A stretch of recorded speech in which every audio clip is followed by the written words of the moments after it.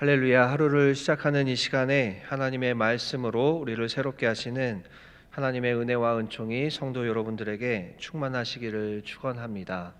아멘. 오늘 말씀은 다윗이 사울과 요나단의 죽음의 소식을 듣고 슬퍼하는 장면을 다루고 있습니다. 다윗이 시글락에 있을 때에 사울의 진영에서 전쟁을 피해서 도망 나온 사람을 통해 블레셋과 이스라엘의 전투에 대해서 듣게 되었고, 또 도망 나온 사람은 특별히 사울과 그의 아들 요나단이 죽은 이야기도 다윗에게 전해주고 있습니다. 그 사람은 사울과 다윗의 관계가 좋지 않았던 것을 기억하고 다윗에게 자신이 사울을 죽였다고 거짓으로 보고합니다. 사무엘상 31장을 보면 사울은 전쟁 중에 활에 맞아 부상을 당합니다. 바로 어제 본문이었죠. 더 이상 어찌해 볼 도리가 없다고 판단한 사울은 자신의 무기를 든 자에게 명령해서 자신을 죽이라고 합니다. 할례받지 못한 이방인들에게 죽임을 당하느니 차라리 스스로 목숨을 끊는 것이 낫겠다라고 생각한 모양입니다. 하지만 무기를 든 부하는 감히 사울을 베지 못합니다. 결국 사울은 칼을 뽑아서 스스로 목숨을 버립니다. 하지만 오늘 본문에서 다윗에게 사울과 요나단의 죽음을 알린 이 사람은 사실과 다르게 상황을 설명하고 있습니다. 자신이 부상당한 사울 왕을 확실하게 죽였고 그의 왕관과 고리를 벗겨서 다윗에게 가져와 바칩니다. 이 사람은 다윗으로부터 상을 받을 줄 알았던 모양입니다. 다윗과 그에 함께한 사람들의 반응은 이 사람이 생각한 것과 예상과 달랐습니다. 그동안 사울에게 억울한 쫓김을 당해왔고 심지어 죽일 수 있었던 기회까지 스스로 버렸던 사람들, 이들은 사울의 죽음의 소식을 듣고 기뻐하지 않고 오히려 옷을 잡아 찢으며 크게 통곡하고 슬퍼합니다. 아마 이쯤 되면 그 전쟁터에서 와서 소식을 전한 이 청년은 이 일이 자신이 생각하던 것과 뭔가 다르게 흘러가는구나 라고 느꼈을 것입니다. 다윗은 그에게 여호와의 기름 부음 받은 자를 죽이기를 두려워하지 않았다라고 하는 죄목으로 그 도망 나온 사람을 처형합니다. 그리고 나서 다윗은 사울과 요나단의 죽음을 애도하면서 시를 짓습니다. 그 시의 내용은 사울과 요나단의 치적을 높이고 그들의 죽음을 진심으로 슬퍼하는 내용을 담고 있습니다. 이 시를 활 노래라 칭하고 지금 우리에게는 전해지지 않지만 그 야살의 책이다라고 하는 그 책에 기록하고 보관하라고 합니다. 오늘 이 본문을 통해서 두 가지 하나님의 메시지를 발견할 수 있습니다. 첫 번째 주시는 하나님의 메시지는 자신의 영달을 위해 살아가는 인생은 늘 불행하게 된다라는 것입니다. 자신의 영달을 위해서 살아가는 인생은 늘 불행하게 된다라는 것입니다. 오늘 본문에 등장하는 한 이름 없는 폐잔병의 모습을 통해서 우리는 헛된 욕심이 불행한 결과를 가져오는 것을 또 목격하게 됩니다. 블레셋과 이스라엘의 치열한 전투에서 살아남았던 이 폐잔병은 이스라엘의 진영에서 전투를 하다가 도망한 상황이었기 때문에 다윗에게 피하면 목숨을 보장받을 수 있는 상황이었습니다. 이미 다윗의 무리는 다 갈 곳 없는 사람들로 구성된 군대였습니다. 사무엘상 22장 2절을 보면 다윗이 함께했던 그 공동체의 성격이 어떤지 알 수 있습니다.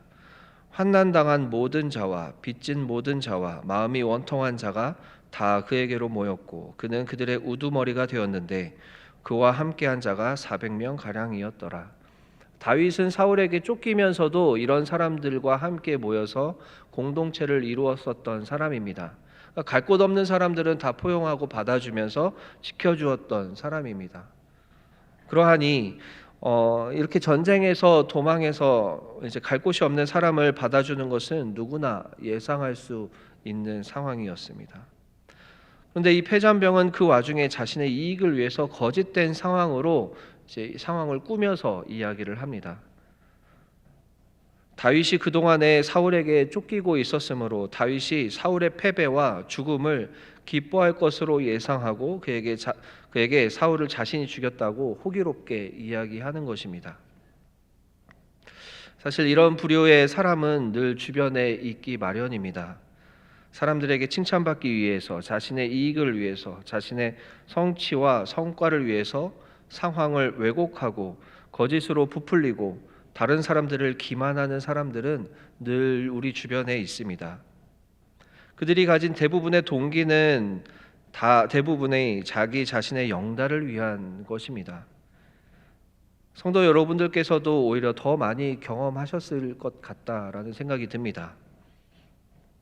자기 자신을 위해서 사람들에게 어떤 일의 성과를 자신의 공으로 교묘하게 돌리는 사람, 다른 사람의 성공을 묘하게 깎아내리는 사람, 자신이 더 돋보이기 위해서 상황을 이상하게 만들어서 사람들이 상황을 참 이상하게 만들어가는 사람, 이런 사람들이 참 많이 볼 수 있습니다. 그렇게 자신을 위해서 거짓과 교활함을 가지고 사람들을 기만하는 사람들은 결국 그 모든 것이 주님의 섭리 안에서 밝혀지게 되고 그것으로 인해 무너지는 것을 너무나 많이 보게 됩니다. 성경에서도 이런 사람들이 참 많이 등장합니다. 민수기 16장에 등장하는 고라와 당을 만드는 사람들이 있습니다. 출애굽 시절에 아론의 제사장의 권한을 질투해서 당을 짓고 교묘한 말로 사람들을 선동합니다. 하지만 하나님의 판결로 징벌을 받게 됩니다. 사사기 9장에 등장하는 기드온의 아들 아비멜렉도 그런 사람이었습니다. 아버지 기드온이 죽은 다음에 자신이 정권을 가지고 싶어서 다른 형제들을 모두 죽이고 사람들에게 눈속임으로 선동하고 자신이 지도자가 되려고 합니다. 그러나 결국 사람들이 따르지 않았고 결국에는 어떤 여인이 던진 맷돌에 맞아서 죽게 됩니다. 가장 대표적으로 구약에 나타나는 거짓과 기만으로 자신의 욕심을 추구했던 한 그 사람들이 있습니다. 바로 열왕기 하 21장에 등장하는 아합 왕과 이세벨 왕비입니다. 이스라엘 골짜기에서 포도밭을 짓고 있는 성실한 사람 나봇을 죽이고 그가 가지고 있었던 포도밭을 잘못된 방식으로, 거짓된 방식으로 취하는 모습이 있습니다. 그 동네 사람들에게 거짓말로 증언을 하게 만들고 결국에는 자신의 힘을 이용해서 잘못된 방법으로 그 밭을 취합니다. 이 일을 가지고 엘리야 선지자에게 비판을 받았지만 회개하지 않고 뻔뻔하게 버티다가 결국 하나님의 섭리 안에서 죽음을 맞이하게 됩니다. 신약 성경에도 있습니다. 사도행전 5장에 나타나는 아나니아 삽비라 부부도 사람들 앞에서 거짓된 영적 권위를 세우려고 하다가 오히려 사도 베드로의 지적에 놀라고 결국에는 죽게 됩니다. 모두 다 자신의 마음에 은근하게 있는 이익을 탐하는 마음, 남보다 위에 있으려고 하는 마음, 거짓된 마음으로 사람들을 선동하고 기만하는, 그리고 거짓말로 자신의 겉모습을 만들어내는 그 사람들이 있었던 것입니다. 하지만 하나님께서는 그 상황의 그 사람들의 외모를 보지 않고 우리의 중심을 보십니다.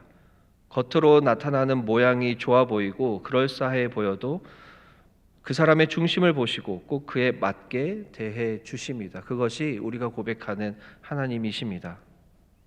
오늘 본문에 나타나는 이름 모를 패잔명도 자신의 이익을 위해서 교모한 말로 속이려 했다가 오히려 다윗을 통해서 하나님의 심판을 받게 됩니다. 사랑하는 성도 여러분, 우리의 내면, 우리의 마음의 중심을 보시는 하나님 앞에 늘 정직하고 신실하게 나아가시기를 축원드립니다. 정직한 말로, 그리고 오히려 자신을 낮추고 다른 사람들을 칭찬해 주는 말로 생명을 전달하는 오늘 하루의 삶을 살아가시기를 축원합니다. 두 번째로 주시는 하나님의 메시지는 하나님의 섭리를 인정하며 살아가는 자에게 품격이 있다라는 것입니다. 하나님의 섭리를 인정하며 살아가는 자에게 신앙의 품격이 있다라는 것입니다. 오늘 본문에서 참 인상적인 것은 이 다윗의 반응입니다. 지금까지 특별한 이유 없이 사울에게 쫓김을 당해왔던 다윗이었기 때문에 사울의 죽음이 자신에게는 좋은 소식이 됩니다. 비록 자신과 친했던 요나단도 죽게 되어서 그 슬픔이 이해는 되지만 사울 왕의 죽음 앞에서 자신의 옷을 찢고 통곡하며 그를 애도하는 시까지 지었다는 것이 사실은 잘 이해되지 않습니다. 하지만 우리는 여기서 다윗이 하나님의 권위와 섭리에 어느 정도로 순종하며 살아왔는지를 볼 수 있습니다. 다윗은 자신을 쫓아오던 사울을 죽일 수 있는 기회가 2번이나 있었지만 그를 죽이지 않고 오히려 자신의 억울함을 호소하는 기회로 삼았습니다. 사울을 죽이자는 부하들의 요청에도 여호와의 기름 부으심 받은 자를 함부로 죽일 수 없다는 원칙으로 대답했습니다. 이미 다윗은 그 이전부터 하나님의 역사와 섭리에 대해서 다른 사람들보다 더 민감한 감각을 가지고 있었다라는 것을 알 수가 있습니다. 그런데 그것이 사람들에게 보여지는 형식적인 것이 아니라 그 다윗의 진심이었다라는 것을 오늘 본문을 통해서 알 수 있습니다. 하나님께서 사랑하신 이스라엘 백성이 블레셋에게 패배해서 많은 사람이 죽게 되었다는 사실, 자신과 함께 마음이 통했던 사나이 요나단이 죽게 되었다는 그 사실, 그리고 자신을 쫓아오며 죽이려 시도했지만 하나님의 기름 부으심 받은 사울이 죽게 되었다는 소식에 진심으로 애통하고 슬퍼하는 모습이 바로 모습에 다윗의 품격이 드러납니다.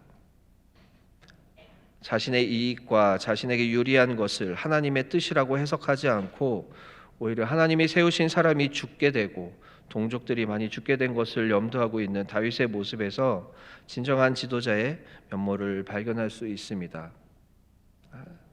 진정한 지도자는 자신의 이익이 어느 정도 달성되었다고 해서 그것을 기뻐하지 않습니다. 오히려 자신이 품고 있는 사람들의 어떤 슬픈 일들에 대해서 자신의 일처럼 같이 슬퍼하는 것입니다. 인간의 관점, 자신의 입장에서 자신이 가지고 있는 입장의 관점에서 사람들을 보지 않고 하나님의 관점에서 사람들을 바라볼 때 다윗과 같은 태도가 나타날 수 있습니다. 자신이 중요하고 자신의 생각이 중요하고 자신의 입장이 옳다고 믿는 사람들은 원수 같았던 사람의 불행한 소식에 기뻐하기만 할 것입니다. 그러나 하나님의 생명의 관점으로 살아가며 상대방을 하나님의 형상으로 존중하는 사람은 어떤 사람에게 미치는 불행을 단지 기뻐하지만은 않습니다. 우리는 시편을 통해서 다윗이 그동안 얼마나 억울한 마음을 가지고 있었는지, 그리고 하나님의 도우심을 구하는 마음으로 얼마나 처절하게 시들을 써내려갔는지 알고 있습니다. 그 시들은 모두 다윗의 눈물과 땀으로 기록된 시들입니다. 그럼에도 불구하고 다윗은 참으로 그 원수와 같은 사울을 위해서도 울어줄 수 있는 사람이었습니다. 자신에게 주어진 상황과 조건이 하나님께서 허락하신 섭리 안에 있었다는 것을 인정하는 사람이었습니다. 그래서 그가 사울에 대해서 계속했던 말이 여호와의 기름 부으심 받은 자에 대한 존중이었습니다. 그래서 하나님께서 세우신 그 사울에 대해 조심합니다. 이 말은 리더십에 대한 우리들의 태도를 교훈하는 메시지로 많이 사용되었습니다. 리더십에 있는 자, 지도자의 위치에 있는 사람을 위해서는 어찌됐든 우리가 존중하고 우리가 섬겨야 되고 순종해야 된다라는 말로 그동안 많이 교훈되어 왔습니다. 그렇지만 이 말은 더욱더 확장되어야 합니다. 지도자뿐만이 아니라 하나님의 성도들 모두를 대하는 태도로 해석되어야 하는 것입니다. 우리 그리스도인들 모두는 하나님의 기름 부음 받은 자들입니다. 거룩한 무리 성도입니다. 그래서 성도 한 사람 한 사람이 왕 같은 제사장과 같습니다. 모두가 성령의 힘에 기대어 살아갑니다. 그렇기에 우리가 존중하고 그 사람이 하나님의 사람이다라는 것을 인정하게 됩니다. 지도자의 위치에 있는 사람만 우리가 인정할 것이 아니라 내 옆에 있는 이 동역자 한 사람, 성도 한 사람도 하나님의 기름 부으심 받은 자라는 그 마음이 있어야 우리가 그를 존중할 수 있는 것입니다.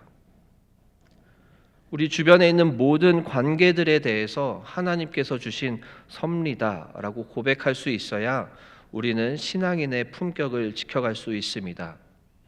하나님께서 나에게 허락하신 모든 관계와 이 모든 사람들이 하나님의 기름 부으심 받은 자이니 그들을 사랑하고 존중하는 것, 그것이 우리가 품격을 갖출 수 있는 길입니다. 다윗이 사울에 대해서 보여준 태도가 바로 이와 같은 것입니다. 사랑하는 성도 여러분, 여러분들의 쓸 것은 하나님께서 채워주십니다. 여러분들이 마음에 두고 있는 것은 다 하나님께서 이루십니다. 공급해 주시는 것은 늘 하나님입니다. 그래서 우리가 스스로를 위해서 무엇인가 열심을 내고 그것을 스스로 공급하려다가 그것이 과하게 되면 우리는 우리의 마음의 중심에 하나님보다 나의 목표가 더 자리하게 됩니다. 그리고 그것이 과하게 되면 욕심이 되고 그 욕심을 이루기 위해서 수단과 방법을 가리지 않게 됩니다. 하나님을 주로 고백하는 사람들에게 있을 수 없는 일입니다. 자신의 영달과 이익을 위해서 살아간다면 그 사람은 결국에는 모든 수단과 방법을 동원하면서 자신의 욕심을 채우다가 불행한 결과를 맞이하게 되는 것입니다. 그렇게 공급해 주시는 하나님을 신뢰하며 가장 좋은 것을 주시는 하나님을 기대하시기를 축원합니다. 또한 하나님께서 하시는 일과 역사를 바라보며 하나님의 섭리를 늘 경험하시기를 그리고 고백하시기를 축원합니다. 하나님이 만들어 가시는 섭리를 인정하면서 살아갈 때 우리는 신앙인의 품격을 갖출 수 있습니다. 내 옆에 있는 모든 하나님의 사람들을 하나님의 기름 부으심 받은 자로 존중하면서 살아갈 때 우리는 신앙인의 품격을 갖출 수 있습니다. 하나님의 시선을 가지고 있을 때 원수의 죽음마저도 애통해 할 수 있고 울어줄 수 있는 신앙을 그리고 그런 성품을 갖추게 됩니다. 성도 여러분들께서 오늘 하루의 삶 동안에 그러한 신앙인의 품격을 더 갖추어 가시기를 축원드립니다. 함께 기도하겠습니다. 사랑이신 하나님, 참으로 감사합니다. 하나님의 말씀으로 우리를 깨닫게 하시니 감사합니다.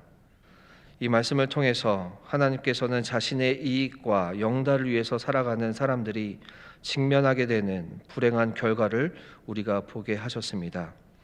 하나님의 말씀에 그렇게 자신을 위해 살아가고 거짓을 일삼는 사람들이 어떻게 되었는지 너무나 많이 있는 것을 보게 됩니다. 하나님, 우리가 하나님 앞에서 마음의 중심을 지키며 살아가게 하시고 늘 정직하고 진실한 하나님의 백성으로 살아갈 수 있도록 인도하여 주시옵소서. 또한 하나님, 우리는 우리가 다 이해하지 못하는 하나님의 일과 역사를 마주할 때가 많이 있습니다. 이해하지 못하지만 그 안에서 살아갈 때가 참 많이 있습니다.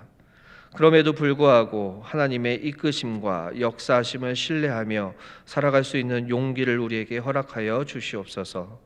그리하여서 우리가 원수 같은 사람의 죽음에도 애통해 할 수 있는 큰 마음과 깊은 신앙을 우리에게 허락해 주시기를 원합니다. 하나님께서 우리의 마음 가운데에 우리의 중심을 보시고 우리가 늘 하나님께 정직하고 진실하게 나아가게 하시며 모든 사람들을 하나님의 기름 부음 받은 자로 바라보며 살아갈 수 있도록 인도하여 주시옵소서. 우리 주님의 권속들 가운데 여러 가지 문제를 안고 있는 성도들이 참 많이 있습니다. 간절한 기도의 제목들이 있습니다. 건강의 문제로 계속해서 치열하게 싸우고 있는 주님의 권속들이 있습니다. 재정의 문제로 고민하고 또 고민하고 있는 주님의 권속들이 있습니다. 풀어지지 않는 실타래 같은 그 관계의 문제로 고심하고 있는 주님의 권속들이 있습니다. 미묘한 가정의 문제들이 남에게 말하지 못할 그 문제들이 있는 주님의 권속들이 있습니다. 하나님께서 역사하셔서 하나님의 살아계심을 경험할 수 있도록 인도하여 주시옵소서. 또한 하나님께 돌아와야 하는 영혼들이 있다면 하나님께서 속히 돌아올 수 있도록 인도하여 주시옵소서. 또한 지금 다른 목사님들을 또 인도하고 있는 담임 목사님의 그런 강의 가운데서도 하나님께서 함께하여 주셔서 하나님의 살아있는 하나님의 역사하시는 그 일들을 증언할 수 있도록 하나님 담임 목사님을 붙들어 주시옵소서. 사랑이신 예수 그리스도의 이름으로 기도드립니다. 아멘.